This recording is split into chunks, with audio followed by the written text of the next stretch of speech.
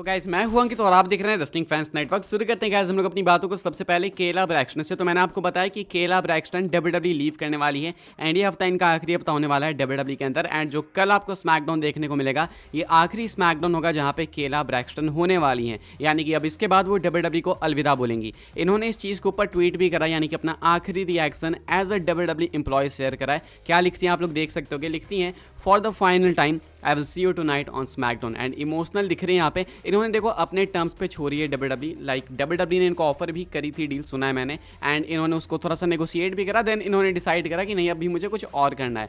तो अब एक अच्छे टेन्योर के बाद डब्ल्यूडब्ल्यू लीव करके जा रही हैं केला Braxton and SmackDown Madison Square garden से इनका आखिरी एपिसोड होगा। तो कुछ लोग इमोशनल है एक्चुअली में इस चीज़ को सुनने के बाद, समझने के बाद, देखने के बाद। अभी देखते हैं भाई डब्ल्यूडब्ल्यू इनको किस वे में प्रेजेंट करती है स्मैकडाउन में, कितना इनको टाइम मिलता है टेलीविजन पे, बाकी वो तो स्मैकडाउन में पता चलेगा। अभी के हिसाब से गुड बाय केला ब्रैक्सटन आप लोग चाहो तो लिख सकते हो। पॉल हेमन थोड़े अकेले हो जाएंगे भाई, लेकिन अब इसमें कर भी क्या सकते हैं, इनका ही डिसीजन है केला ब्रैक्सटन का छोड़ के जाने का। तो अब Kayla Braxton Paul Heyman and WW को छोड़ के जा रही हैं। आगे बढ़ते हैं गाइस, बात करते हैं अगली अपडेट के बारे में जो कि अमेरिकन नाइटमेयर कोडी रोड्स को लेकर। तो भाई कोडी रोड्स बने थे रेसलमेनिया 40 के अंदर अनडिस्प्यूटेड चैंपियन। रोमन रेंस उसके बाद से देखने को नहीं मिले, हालांकि फैंस ने उनको हर एपिसोड में ऑलमोस्ट मिस करा है, उनके लिए चैंट्स लगाए हैं वी वांट रोमन के। अब ऐसे में इस चीज के ऊपर फॉर्मर डब्ल्यूडब्ल्यू बम्प के होस्ट मैट कैंप ने अपना रिएक्शन शेयर करा एंड वो कहते हैं कि कोडी रोड्स की बुकिंग काफी मीडियोकर है एंड यही रीजन है कि रोमन रेंस को फैंस मिस कर रहे हैं। ना ही सिर्फ कोडी रोड्स बल्कि सारे चैंपियंस की बुकिंग मीडियोकर है। अब मैं आपको इनकी स्टेटमेंट बताता हूँ क्या कहते हैं भाई, आप देख सकते होगे। रिसेंटली वो अपने ही पॉडकास्ट पे कहते हैं, speaking of Roman Reigns, seems like he is missed, doesn't it? Seems like he went from the guy people could not wait to see lose because he never sold up to the guy who was sorely missed in WWE. And why is that? Perhaps absence makes the herd grow fonder. Perhaps it's because none of the champions in WWE are getting booked with a lot of intrigue right now. उसके बाद continue करते हैं, कोडी की बात करते हैं, कहते हैं think about it. Cody Rhodes, thank God we don't have to finish the story anymore. My goodness, was that run into the ground? But whether it's the next chapter or the next book, reference करते हैं यहाँ पे solo सिवा की blood line वाली feud को। उसके बाद कहते हैं, Are you in on it right now? I am not. Finish the story. Did draw a lot of money? Yes, it did.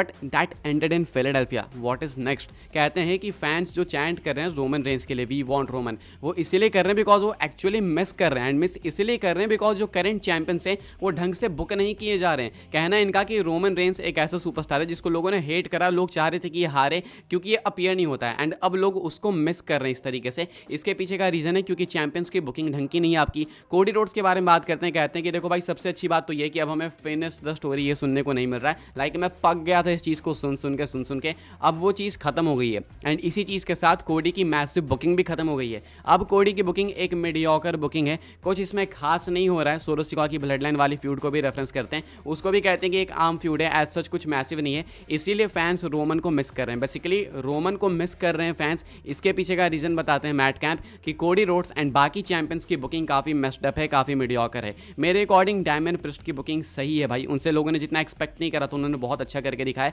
Cody Rhodes की बुकिंग मीडियोकर है या फिर नहीं, वो आप कॉमेंट करके बताना। फ्यूड्स के मामले में देख लो या फिर किसी भी तरीके से एज ए चैंपियन उनका जो रन रहा है उसके बारे में आप क्या सोचते हो कॉमेंट करके बताना। मुझे सिर्फ एक ही चीज़ खटकती है, बाकी तो आज सच कुछ इतना नहीं, आज ना कल रोमन को हारना ही था। एक चीज़ खटकती है वो ये है कि अनडिस्प्यूटेड चैंपियन बनने के बाद कोडी रोड्स ने स्मैकडाउन के अंदर कार्मेलो हेस को फेस करा था। तो ये टाइटल की प्रेस्टीज जो कम करी है कोडी ने वो तो कहीं ना कहीं है भाई, यहाँ डिबेटेबल है, आर्ग्यूएबल है। फिलहाल के हिसाब से मैट कैंप कहते हैं कि कोडी रोड्स की बुकिंग मीडियोकर है, इसलिए लोग रोमन रेंस को मिस कर रहे हैं। बाकी कोडी रोड्स का काम हो गया, फिलाडेल्फिया में ही स्टोरी फिनिश हो गई, अब आगे तो कुछ एज सच खास स्कोप दिख नहीं रहा है कोडी के लिए। क्या सोचते हो आप इसके बारे में कॉमेंट करके बताना जरूर से। आगे बढ़ते हैं गाइस, बात करते हैं अगली अपडेट के बारे में जो कि है भाई रैंडी ऑर्टन को लेके। एज सच कोई बहुत बड़ी ब्रेकिंग न्यूज़ नहीं है, लेकिन हाँ एक चीज़ है जो कि पॉइंट आउट करनी जरूरी है। अभी रैंडी ऑर्टन पार्टिसिपेट करने वाले हैं मनी इन द बैंक के अंदर, जहाँ पे वो 6 मैन टैग टीम मैच का पार्ट होने वाले हैं। उनके साथ कोडी रोड्स, केविन ओवेंस होंगे, ये लोग फेस करेंगे न्यूली फॉर्म्ड ब्लड लाइन को। अब ऐसे में अगर रैंडी ऑर्टन इस मैच को हार जाएंगे तो ये रैंडी ऑर्टन की छठी हार होगी इस साल प्रीमियम लाइव इवेंट के अंदर। सर्वाइवर सीरीज में वापस आने के बाद ऑर्टन का पेपर व्यू का ट्रैक रिकॉर्ड कुछ खास नहीं रहा है, मैं आपको रेगुलरली बताते आ रहा हूँ। पहले मल्टीपर्सन मैच में रंबल में हारे ऑर्टन, एलिमिनेशन चेंबर मैच में भी हारे, वो भी मल्टीपर्सन मैच था, रेसलमेनिया में भी मल्टीपर्सन मैच था, वहाँ पे भी हारे ऑर्टन। उसके बाद रैंडी ऑर्टन बैकलेस में भी टैग टीम मैच में हार गए। उसके बाद Randy Orton night of champions में गुंथर से हार जाते हैं काफ़ी अजीब तरीके से। क्लैश एट द कैसल में रैंडी ऑर्टन का कोई मैच नहीं था इसलिए वो बच गए। एंड अभी ये छठा इवेंट होने वाला है, पीएलई होने वाला है, जहाँ पे रैंडी ऑर्टन कंपीट करने वाले हैं एंड इस मैच में भी बिकॉज जेकब फाटू हैं तो चांसेस है कि ब्लड लाइन जीत जाएगी, यानी कि रैंडी ऑर्टन पॉसिबली इस मैच को भी हारने वाले हैं एंड इनका ट्रैक रिकॉर्ड वैसे ही मेंटेन होने वाला है, वही हारने वाला है, यानी कि छठा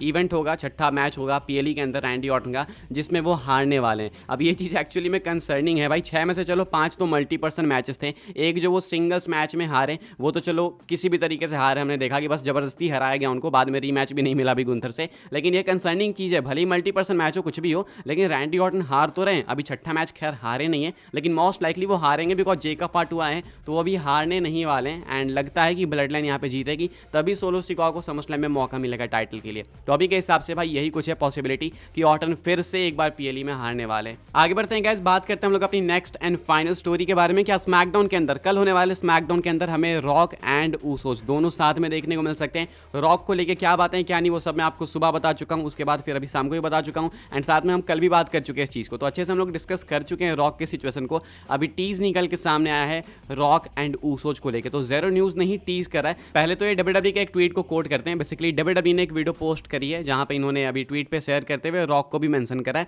एंड इसको कोट करके कहते हैं ज़ेरो न्यूज़ वाले, rock return being teased here, wonder who reported that, यानी कि अपने क्रेडिट्स लेते हैं, कहते हैं कि भाई देखो डब्ल्यूडब्ल्यूई यहाँ पे टीज कर रही है, अब बताओ इसको किसने रिपोर्ट करा। मुझे ऐसा लगता है कि ये टीज वगैरह नहीं है, ये सिंपल ट्वीट था, लेकिन ऐसा क्लेम करते हैं कि डब्ल्यूडब्ल्यूई टीज कर रही है। इसके बाद इन्होंने अपना टीज डाला है भाई, इन्होंने क्या करा है, पहले तो इन्होंने जीआईएफ पोस्ट करी, एक रॉक की जीआईएफ एंड ऊसोज की जीआईएफ, उसके बाद ये लिखते हैं एक और नए ट्वीट में एज ही अलोन, यानी कि कहते हैं कि क्या वो अकेले आ रहा है। अब यहाँ पे रॉक की बात कर रहे हैं, देखो भाई मैं बिलीव बिल्कुल भी नहीं करना चाहता इस चीज़ में एंड मैं आपको भी बोल दूँ कि आप भी बिल्कुल मत बिलीव करो इस चीज़ के अंदर, लेकिन इस चीज़ को डिस्कस करना भी जरूरी है बिकॉज जस्ट पिछले हफ्ते हमने देखा कि इन्होंने बात करी है जेकब फाटू की, इन्होंने करा था स्मैकडाउन से पहले जेकब फाटू के बारे में ट्वीट वगैरह, उसके बाद मैंने आपको बताया भी वीडियो में and then Jacob Fatu appear भी हो गए स्मैकडाउन में।